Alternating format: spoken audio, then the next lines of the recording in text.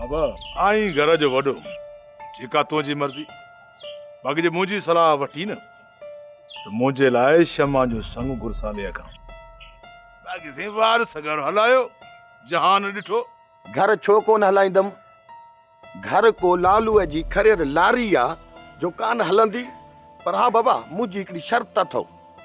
घर के फीथा हणाए ॾींदो जे फीथा न हूंदसि धिकींदो बाक़ी बाबो तगियो छा थियो आ वार सके सुहिणो आ सेबितो आ अरे अरे ये नथो चई त तोखे पंहिंजो पेट में सूर आ अरे मूंखे पंहिंजी भाणे जे सदोरी वार सजे लाइ खपे खपे खपे सम्झी हूअं बि चवंदा आहिनि बाबा मासात मिठी ज़ात कुकुड़ कहो त खाऊं रात अरे चमचा मासात कान थई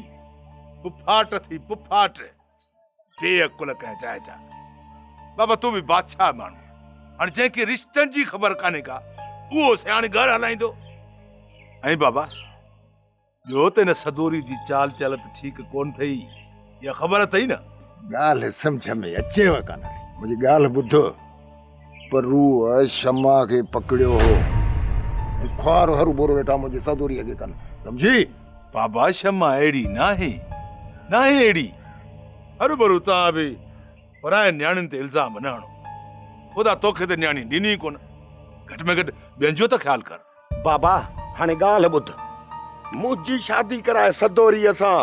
बसि मूंखे सदोरी वठी ॾे मुंहिंजो ज़िद अथई बाबा चमचा उहे कम ख़राब कयो वेठा अथई हाणे ही बि शादी कंदो हाणे हल ॿार घणो गंद कयो अथई न बाबा न मां ठुपी कोन ईंदुमि हूअं बि चमचनि कम ख़राब कयो आहे ॿाहिरि बाबा कुता आहिनि मां कॾहिं बि न वञाव चङो वेठो हुजे हिते मां ई थो वञा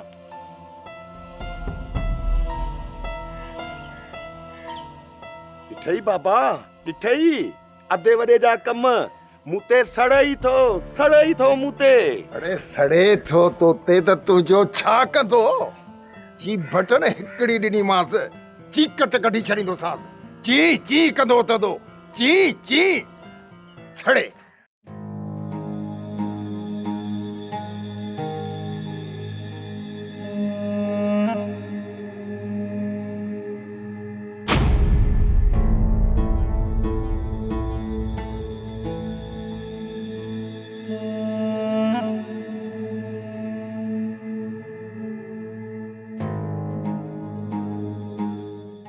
सोप सीरियल सिंध जाई तमाम एपिसोड्स ॾिसो हाणे HD क्वालिटीअ में विज़िट करियो असांजो YouTube channel Sindh TV HD drama subscribe कयो असांजो official YouTube channel Sindh TV HD drama ऐं वधीक अपडेट लाइ बेल आइकन खे क्लिक करियो।